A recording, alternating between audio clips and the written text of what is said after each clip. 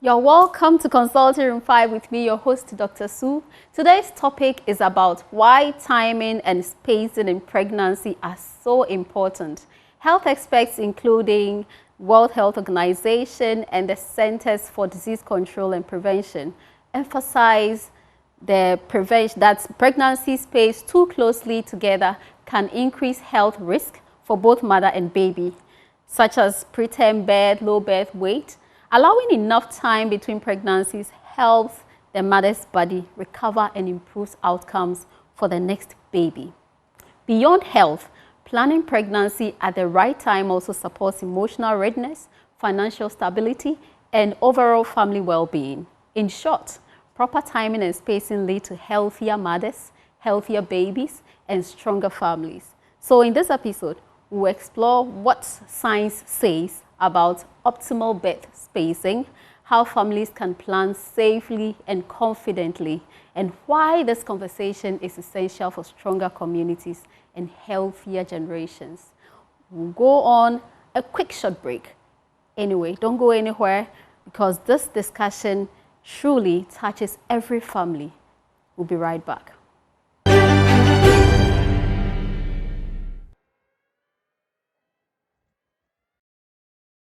Dr. Atish, happy Independence Day. Thank you. You see, we are in the Independence weekend, and you can see my T-shirts, customized. Yes, customized T-shirt. Customized T-shirt for, I mean, we should wear made in Ghana products to promote made in Ghana goods. So, I mean, Ghana is 69, It's right? 69, yes. 69. Ghana is on retirement. 9 years. 9 years post-retirement. 9 years post-retirement. Ghana is a senior citizen. Senior citizen. So why is it important to time and space pregnancy? Yeah, Dr. Sue, it's important to time and space pregnancies just because of the outcomes. You know, everything we do, we have to look at the outcome. What is the end game? When you time and outcome space, is a baby. Outcome is a healthy baby. Healthy baby. Outcome is a healthy baby. Okay. When you space and time pregnancies, you get more of your babies being healthy. Healthy. You understand? So that is why it is important that you look at it. You cannot focus on reducing maternal mortalities and morbidities if you do not focus on timing and spacing. Because timing and spacing will give you the best outcomes. It's like immunization. Okay. You know, there's timing and spacing for immunizations because that is when either your immune system is developed so that you can produce the antibodies to fight. Yeah. That's why they time it. So the They time timing, it. okay. Yes. The timing comes in there. So timing comes in there. Okay. You understand? And so with pregnancy, the fact that we don't focus too much on timing and spacing does not mean that it's not important. So if you say timing, what does it mean? So the time, you know, it's like, I think some of our data from 2016, 2020 had about over 100,000 teenage pregnancies annually. Teenage ages are not the right time for pregnancies. So time means the age at which The age at mother, which, okay. you know, there is a time span Okay. within which it is very safe. Okay. And then even in that time span, you have to learn to space the births. So when we talk about the timing, what's the range? So the timing, some data will put it from 20 to 35, some will put it from 20 to 40. But in the developed world where science is developed, the medicine it's apt and things, you can have it a bit later, you know. But not earlier. But earlier, teenage years are not. There is nowhere in the world that they are promoting teenage pregnancies. Okay. You understand? Because a lot of things go into pregnancy. And the outcome of every pregnancy should be a healthy baby, healthy mother. Yeah. The outcome of every pregnancy. So if you know that this timing is bad, then we have, as a collective, should support ourselves so that we do not get into those. Because ultimately, everybody bears the brunt. Well, look at that. So what are the consequences for early pregnancy? So like the teenage pregnancy? Like the teenage pregnancies, you can have preterm babies, you can have low birth weight, you know, you can even develop pregnancy, hypertension in pregnancy, or the PIHs and all the complications. Right. you know, the complications have a cost to it. It's not just health. It's even how we spend our money. How we, yes, financial. You understand? How we even take care of our healthcare system. You know, so if you have a lot of teenage pregnancies and then you have a lot of small for age babies, or you have preterm babies who would need incubators. For instance, if you timed and spaced your birth well, you can have about 5% of your babies needing those services. But then if you do not, and you disobey, then you would have many of your babies needing those services. And it will also put pressure on the... Stress on the health workers.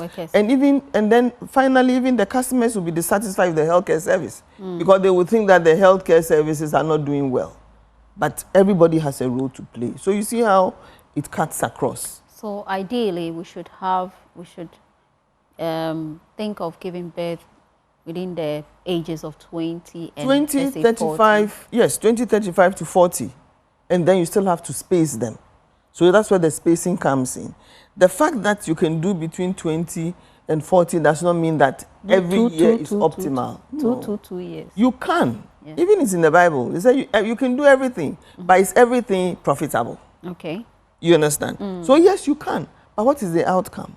But the outcome, I don't think that the farmers would farm in dry season if they know that the produce will be suboptimal. So that's the timing. That's the timing. Okay. So they time rainy season. They sow good seed and they fertilize. Okay. And then even when they harvest, they leave the land to fallow before they plant again. That is spacing. So the farmers are practicing timing and spacing. The fishermen are practicing timing and spacing. That is why at a point they say they have closed our sea. Sure. I don't know where the key is, but then they say they close it, you know. So that for it to follow. Yes, for it to follow, so that they can replenish itself. So the human also spacing helps you to regain your energy, your nutritional status and everything, so that you can have the optimal outcome of mother and child. You know, if you are able to give birth early, you grow with a child, and by the time you are 50, the child is like 35. Early means what? 15, 18. Early means 15. Would you imagine? Assuming, let me now. You see, at times we need to put ourselves in their shoes. Okay. Would you want to be a child to a mother of 18? A child to a mother of 18. I would love it. You would love to be a mother? Yeah, I would not want to be. Because my daughter is almost like a sister. Well, but you see, it is not just then 15 years you are still developing. You get it? Okay. So the mother is growing, the baby is growing. So who is the mother and who is the baby? So who is the mother, who is the baby? Then you come out with a preterm baby. Right. So you may not even grow to your maximal because the fetal development will be compromised. Yeah. So maybe it is not probably by chance that the Westerners or those who are born outside are bigger and taller than us. Oh, so yes, it could be the timing and spacing? Exactly, it could be timing and spacing. Because timing and spacing would ensure optimal nutrition. You know, that is why even in pregnancy, there's prenatal care. Okay. They tell you if you want to get pregnant, there are certain things you have to do. ABCD. Exactly, the ABCD of it. You understand? Yeah. So that you are a healthy soil for a healthy seed and a healthy baby. So for me, I wouldn't want to be a mother of a 15-year-old because a mother of a 15... If you are, let's say, 38, 40, and your child is about 15, you wouldn't like that? No, I don't understand what you're saying. Like if at 15 years you give birth, it means that by the time your child is 15, you are 30. It is not. That is not enough. I would want a mother who is educated, who is enlightened, because you see, the data shows that women who are enlightened they have the outcomes of their babies, nutrition-wise, everything-wise, is better. You know, 15 years, you are still a child, probably in JHS. You don't even have a place to stay. Yeah. Then I'm coming, and where am I going to stay? You are pitching, so I'm pitching second degree. You know, nutrition. Second degree pitcher. Yes, somebody has to feed you. Then you give me some food too. Right. So now you feed not because of nutrition, you feed because of hunger. So then there's a lot of malnutrition and a lot of, you know, and then you don't get to love the child also. Yeah. Because, I mean, if you are stressed, children are children. Yeah. And the least thing they do, they probably get the irritated. yeah, you know. So we have So to. that's it for the timing. Yes. So what's the optimal spacing period for? Yeah, optimal spacing. And all this I'm saying is not me. That's what the data says. You know, and I think that experts are supposed to break down the data for everybody. Because everybody can just study a bit of something, but everybody needs the knowledge. Yeah. And so as experts, it behoves us to break down whatever we have learned to the benefit of everybody. Okay. Because when society appreciates and buys in, it's at its best. Because we all do what we need to do. And so we're talking about the spacing. So it is documented, like I'm saying, between 2 to 3 years. But at least not less than 2 years. Not less than 2 years. You know, not less than 2 years. And there's a science to it. Okay. You know, the science to it is the mother regains her energy. You know, Yeah. we always talk about nutrition in pregnancy. But the best way of making sure that the mother's nutrition is optimal is spacing. It is not optimal if you have children 6 months interval and they say nutrition. Yes, you can do nutrition, but you get the fullest benefits if you space the children between 2 to 3 years. You know, so you regain your energy and even finances for the family and for the child. Do you just want children in succession who everybody will stress out, or you want a child who can have the best of you? You know, when so you have that children, one, let me just right, conclude. yeah. You see, when you space 2 to 3 years, Right. it actually reduces child rivalry. Okay. It does reduce it, because the one who is 2 or 3 sees this one as a baby and will help you take care of. You haven't That met a baby. 5-year-old who is also being even a rivalry to the baby before. Well, there are exceptions. For every rule, there are exceptions. Okay. But then if the child is 1 and another one comes, that child does not understand Sound anything. anything. Right. You get it? That child does not understand anything. And so you get grow up, if you are not careful, that rivalry can go on and... On and on Yeah. and on. I was actually going to say that the benefit of it is, you say you have a child who is 4, the next 5, 6, 7. So you don't buy books for the others. You don't buy clothing either. You don't buy clothing, Yes. you don't buy books. Yes. So isn't that also economically sound? You see, the other thing is, as you do that, what time are you going to work to get the money to buy the books for them? Because you should remember that time spent cannot be recouped. Regained. Okay? And you have this time for everything. So if you were just producing them, then of course it means that your husband will be the only breadwinner. And in this country where you want the best for everybody, including yourself, you want to look nice, you want to dress well, Yeah. you want your children to be okay. Look good. You know, so life is really a balance. You know, so there are health implications, there are financial implications, there are social implications also. So what risk do the babies face if they are closely spaced? If you are closely spaced. Of course, if you have a preterm baby, you know, like there's a preterm baby in my family, and you grow up with complications. You understand? There are always some residual complications. Very few of them are able to navigate that terrain without any complications. You know, so why would you want to? You know, yes. Why would you want to? Yes, I'm not saying that even when you space, you will not get preterm babies. It's like saying that if you go obey the travel time or the speed limit, you will not have an accident. That's not it. But if you obey if we all obeyed the travel time, accidents first will be reduced. It doesn't mean that it will not be there. Probability will be... Yes, it will be reduced. And then also, even when you get the accident, because you're obeying the speed limit, wearing your seatbelt and all that, mortalities will be less and morbidities the same. Less. You know, so it doesn't mean that it will not happen, but it's just about the probability of it happening. So there are a lot of complications for the children. So can spacing pregnancies reduce maternal mortality, as you said? Yes. You know, in Ghana, we focus on the three delays. Delay in seeking care, delay in getting to facility, and then delay at the facility. But spacing children, spacing, it's so important. It means that you don't have to get pregnant if you are not, I mean, if health is not optimal. It helps you to reduce risky pregnancies. And maternal mortality is found more in risky pregnancies. And so if spacing and timing reduces risky pregnancies, obviously it will reduce maternal mortality and morbidities. You know, we talk about mortality, but the morbidities are huge. And for one mortality, there are about 30 morbidities. You know, and how is it affecting even our productivity? Families.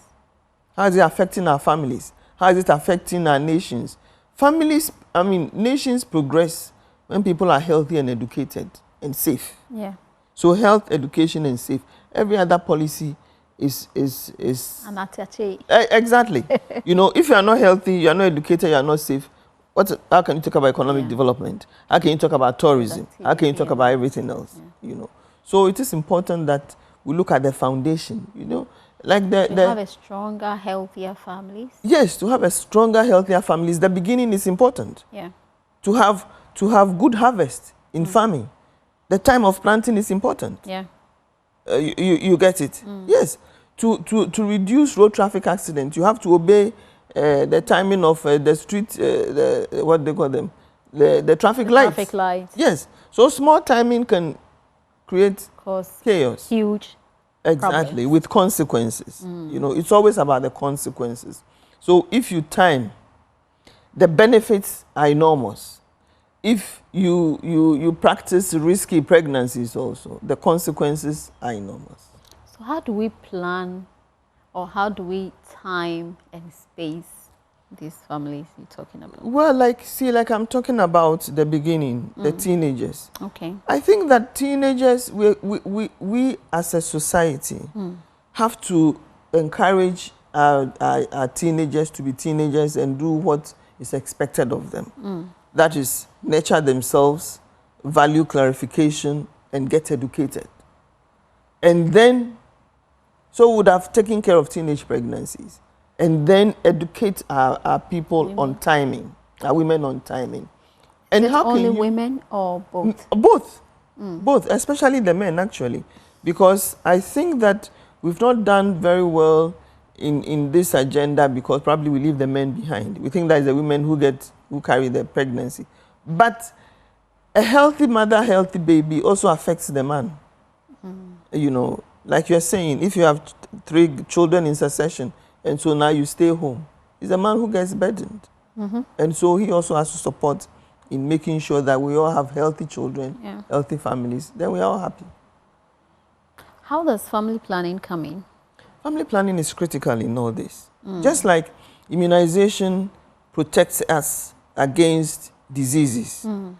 The fact an immunization protects us, right? So does family planning also prevents risky pregnancies. You know, so family planning will help us to space and still enjoy your conjugal rights because you're married. And if spacing between 2 and 3 years, it doesn't mean that you should not meet between 2 and 3 years. But then family planning will help you to space so that when you are ready for the next one, then it's planned. It has to be planned. You know, so then you are planning your family. It's not by chance, but by choice. Yes. So family planning is very critical in spacing births. Are there emotional issues in here for timing and spacing? Emotional in terms of? Emotional amongst the family. If you are not able to time and space the child or the children in the family, do we have some kind of emotional problems or consequences? Yes, yes. You see, because assuming you had a child, you did not plan, and then within 6 months you have another child. You understand? The emotional turmoil, it can be overwhelming to the extent that if you are not careful, even breastfeeding will cease. You know, breastfeeding, you need that serene, nice environment to feed the child. And we are talking about exclusive breastfeeding for 6 months and then onwards for the benefit of the child. You get it? And so if you do not, and yes, breastfeeding also protects, but then it's only when it's exclusive. So when you move out of the exclusive period, then you are prone to having another pregnancy. I mean, if you do not plan or time it very well. It has impact on the child. It has impact on the mother. It has impact on the father. As a family unit. So as a family unit, you've talked about the impact on the mother, the impact on the child. So apart from the financial burden, what other impact does it have on the father? On the father? Well, it depends on if the father is, you know, some men. I remember when I was in Kolebu, there was a lady who came to deliver. She had triplets, and the man just disappeared because he said he didn't ask for 3, he asked for 1. You know, so they don't like surprises. You understand? Men generally don't like surprises, and so that's why family planning should be a discussion between the man and the woman. You have this child. We still are married. We still will perform whatever we need to do to make us happy, to make our marriage go on. But in the interim, we have to do this and this and this so that we take care maximally of this child. What is the point in having to, if you have not invested fully and wholly into the first one? You know. So I think it's an emotional. Of course, if the person is not responsible and thinks that it's a woman's issue, then so be it. That is it. Yes, but for those, and I know majority of our men are responsible and they care for their wives and the health of their the families, and so it can be. Is there any correlation between timing and family planning? You know, spacing is clear, but timing and family planning. Well, that is debatable because you see, timing. So we are talking about our teenagers. And we are talking about teenagers, we're all Christians, and we're asking them to remain chaste. We all know, we have Muslims, we have you know, traditional yes, I mean religious, so to speak. And we're asking our teenagers to remain chaste. And you see, as a teenager, your responsibility is the parents. So how are parents providing for the teenagers, especially the girls, so that they prevent or do not get into sexual issues for family planning to even come in? Because you see, the issue is they can do family planning. Right. They can do family planning, all right. But if we do not educate them on the consequences, they can have multiple sexual partners and then be predisposed to cervical cancer. That's true. You get it? Yes. So I think we have to protect our girls so that why they will get into sexual intercourse may not be there. We know that a lot of girls get into that teenage years for things that parents are supposed to provide, unfortunately. You know, for things parents are supposed to provide. And at times, some of old people too are a bit irresponsible. Like last week, there was something on the news. I think Assemblyman somewhere in the Western region caught 2 teenagers in a compromised position and forced them to have sex. Oh, no. I mean, who? No. This adult should it's that's not right. That is not right.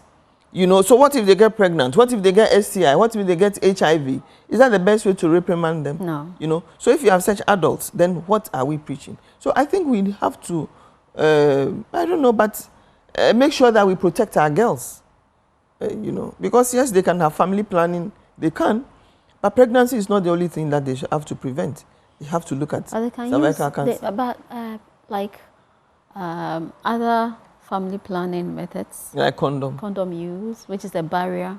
Well, it is, but the teenagers. So, well, it is a debate or something that we'll have to look at it Because abstinence is the key. Abstinence is key.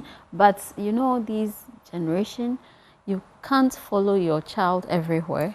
Yes, you cannot. You see, I don't think that we should put all the teenagers in one basket. Okay.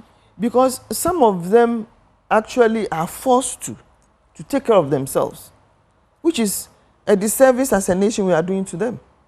Because we have a constitution that says that a child is up to 18 years and it's the responsibility of parents. You understand? I mean, if you're not ready to be a parent to cater for somebody up to 18 years, you have no business bringing any child. You understand? So I think we really need to look at it, because if we segregate the data, those who are having sexual intercourse for pleasure, I don't think there are that many. I don't think so. I seriously don't think so. How about peer pressure? Peer pressure, because parents are not doing what they have to do. Because if you train your child well, I train mine well, they come together. Peer pressure can be positive. It's not always negative. Yeah. Peer pressure can help you to excel in school. So why aren't we looking at that? You know, how are we know teenagers have a lot of energy. They have a lot of energy. We have, how are we harnessing their energy? Which programs do we have for them in their various communities? You know, we have turned all our, we used to have this, is it the town council places where civic education, they used to come with videos and do. Right. Now there's none of those. So where are children supposed to use their energies? You know, are we as a country getting them, say, localized in sports in various districts or communities? Because we have to be intentional about what we want our teenagers to be, how we want them to grow up. You know, we have to be intentional about it. Yeah. You can't just leave it and hope. Because, yes, the hormones are working and they will be tempted to be sexually active. How are we supporting them? And how are we educating them? You see, at times, ignorance is not bliss. We have to educate our children about sex and its consequences. So that, what age? Well, you know, teaching people about sex, it's like teaching engineer about mathematics. You have to start from 1 + 1 is 2, 2 + 2 is this. Okay. You know? So when you start education about sex at a 4-year-old, it means respecting my body, respecting your body. Okay. It means being respectful. That you can teach. Yeah. And that is also the foundation of sexual education. Yeah. So you will not gang rape anybody, you know. So and they tend to understand their body. They tend to understand their body. You tell them autonomy. I have control over my body. Yeah. The fact that you are stronger than me does not mean that you can control my body. Yes. And then we also have to teach our boys positive masculinity, what it means to be a man, you know. And that is all part of sex education. Teaching boys what it is to be a man. That if you really are a man, you have to protect the girls because you are stronger than them. Yeah. You have to protect them. Some women are stronger. Every rule the exception. Okay. But majority of men are stronger than women. You know, so when you are teaching boys, you tell them to be a real man is the one who protects. You get? Yeah. The one who provides.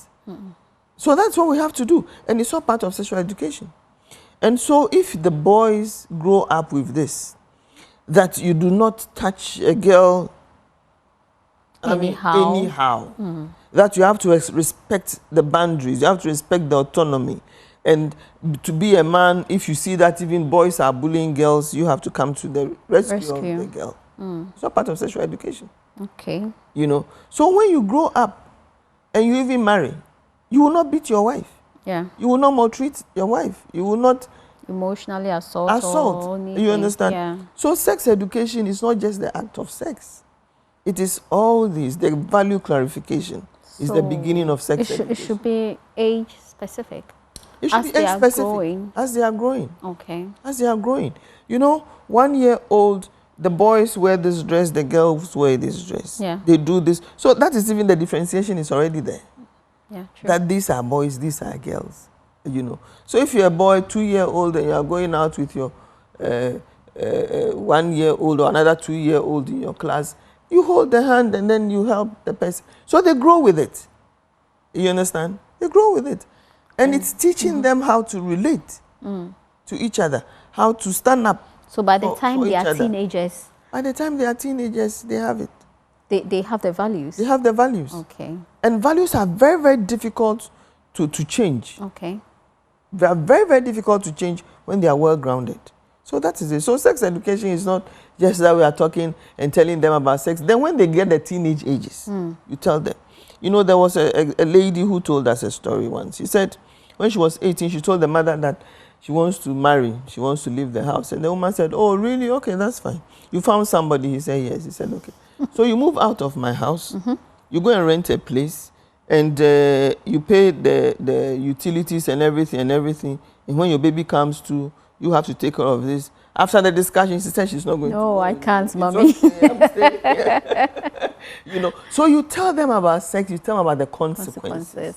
Because you cannot choose for them all the time. Yeah. But you can empower them so that they do not choose in ignorance.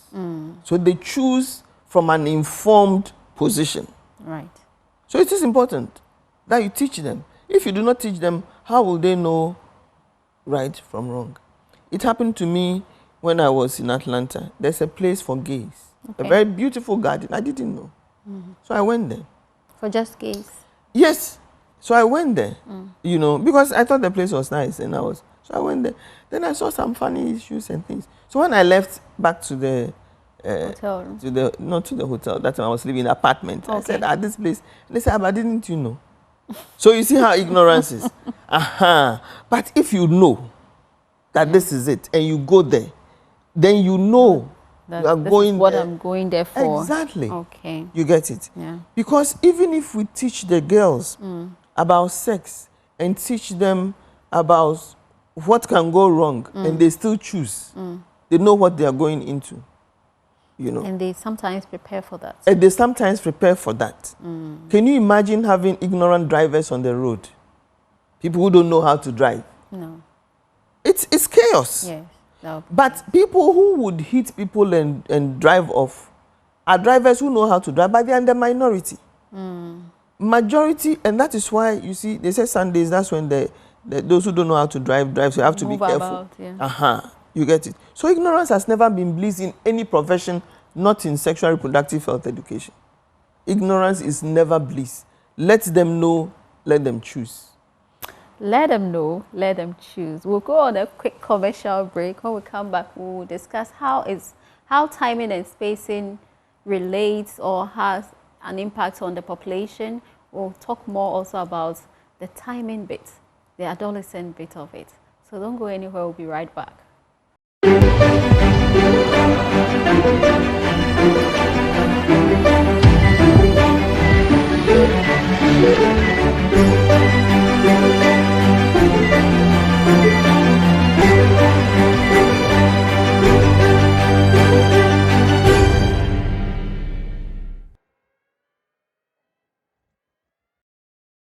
You're welcome back to Consulting Room 5 with me, your host, Dr. Sue.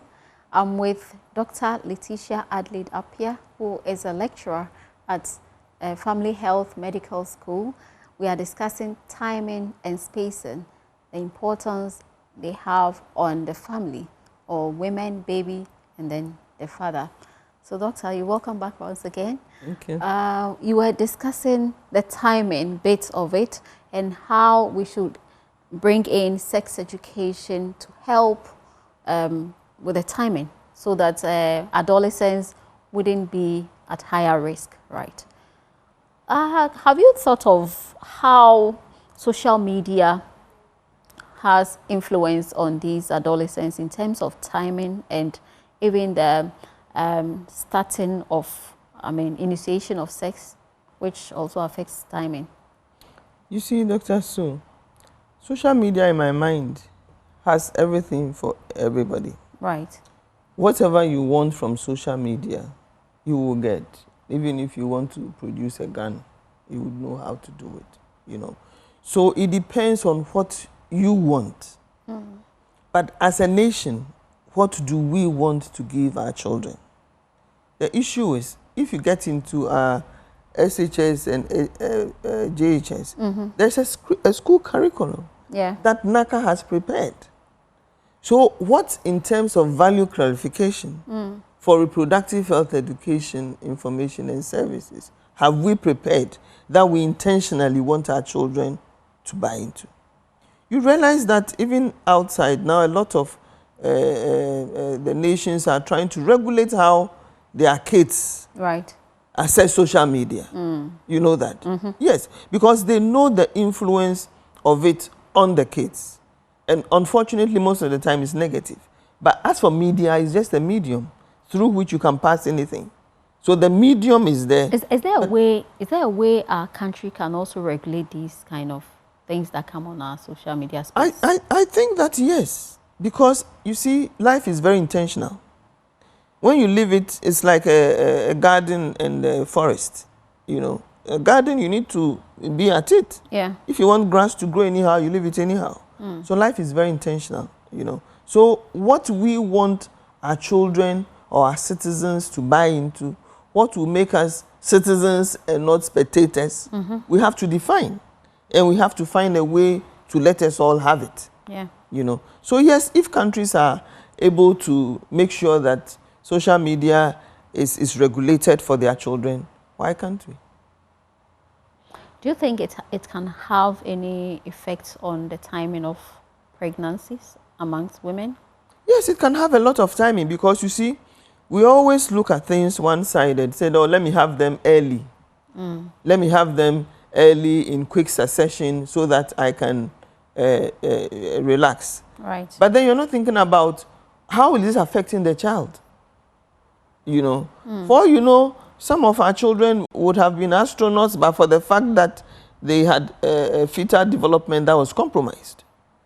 You understand? Yes, because if the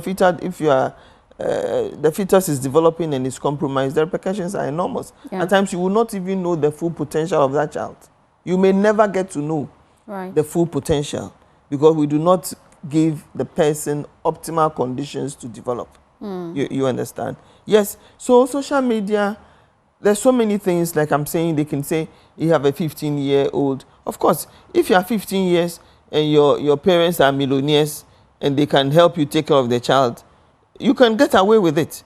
But I think that's the economic side. But when it comes to like the physiological... The physiological, that one you cannot run away from. Yeah. Because a 15-year-old is a 15-year-old, it's a developing baby. It's like a pregnancy. If it's 3 months old pregnant woman, whether it's Sue or is the Prince of Serbia or the princess of wherever, it's still the same. Right. The developmental age is the same. Right. You know, and a 10 baby is 9 months across board. So 9 months, everybody, you know. So 15 years, physiologically, you are not developed. And I don't think that we should, and that is what we have to let all of us know. The baby, you can have a baby, you know, but then that baby, maybe if you had waited for 5 years to get pregnant, you would have had a baby who is healthier, who can be easily educated, you know, and then be productive for the next couple of years for the baby itself, for the family, and for the nation. So how does best spacing, what's the correlation between best spacing and healthy population? You know, I said in the first thing I said that healthy, best spacing ensures optimal outcome. Yeah. And so optimal outcome ensures optimal health. And so if we space and time our bets very well, then the population is healthier. Right. And education can only happen amongst a healthy population. When you are sick, the least you think about is education. Right. Okay. So a healthy population comes from timing and spacing of birth, because we are all products of birth. Yeah. People met and then they birth us. You understand? Yeah. So if the timing and spacing is well, and we have optimal health at birth, then we'll have healthy population, and a healthy population is easier to educate. And if we time and space our birth, especially in Africa, and we take care of all these our teenage pregnancies and make sure that our children remain in school, instantly our population growth will even come down. Yeah. The growth rate will come down, and it will be easier for everybody to enjoy the benefits that the state provides, and even individuals also. What at all is the healthy population? You know, I think the World Bank have the Health Development Index, you know, which calculates the health, the education, you know, and gives it a score. Yeah. Yes, and gives it a score. A healthy population is one. I mean, how do you define health? There's no absolute 100% health, but the closer you are to the definition. To the definition, the better. You know, a healthy population, there are so many advantages, because you spend even less time occupying your beds in the hospitals. You understand? Yeah. You spend less time occupying the beds in the hospitals, so you get more quality care in the hospitals, because fewer people, improved quality, less stress on health structure, and even the human resource also. You see? So then there is multiple effects across, not just health, in education, in lifelong, how long you live, well-being, and even happiness. You know, there's a World Development Happiness Index. And you have to look at that document. The happiness, there's a happiness index that you do globally for everybody. So there are levels then? So there are levels there. Okay. Yeah. Because you cannot be happy if you are hungry. You cannot be happy if you are sick. If you are poor. If you are poor, yes. That's interesting. Are there any benefits beyond the mother and the baby for birth spacing? There are so many benefits beyond mother and baby. Like I said, even for the health system, you know, for the health system. The health system itself, it makes you invest less in complications, but more in improving well-being. Okay. If you have to buy less incubators, you know, you can use the resources for other things. You can use the resources for other things. Okay. And what we also forget is that it gives even the staff satisfaction. That you have seen a woman through antenatal or prenatal, antenatal, postnatal, healthy baby, you know. But then afterwards, if you don't do that, then you realize after that you have to go to NICU and everybody's running about, and then you see the mother, her face is sad, stressed, maybe she's even lost the baby, or maybe, you understand? Yeah. You know. So it gives satisfaction even to the health workers that they've produced, they've helped. Healthy baby, healthy mother. The mother comes for postnatal and is all happy, and the baby is all bouncy, and everybody is happy. You know.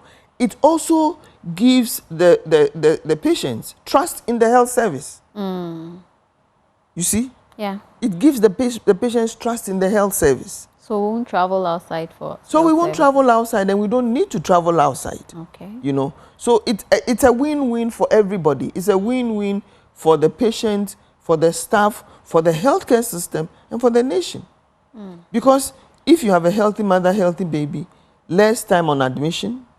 So NHIS will just pay for spontaneous vaginal deliveries, you know, less complications, and so less burden on NHIS. And because the children are also healthy and happy, they go into school and they learn and they are happy. And they come out as the professionals we need, and then you see the cycle. So then it goes on and so it goes on and it goes on. The benefits and they also grow, and then they do the same. Okay. Yes. But then if you don't do that, the complications also have a cycle. Yeah. So then it goes to an unhealthy mother, then giving birth to an unhealthy baby, then like that. Then the cost of healthcare on it, you know. Yeah. Then the education, it goes to school, absenteeism, and so poor educational outcomes, poor health outcomes, poor educational outcomes, now unemployed and things. And then finally, if you're not careful, the child blames the woman that she's a witch. Have you ever heard of children blaming their mothers. It's usually grandmothers that are here.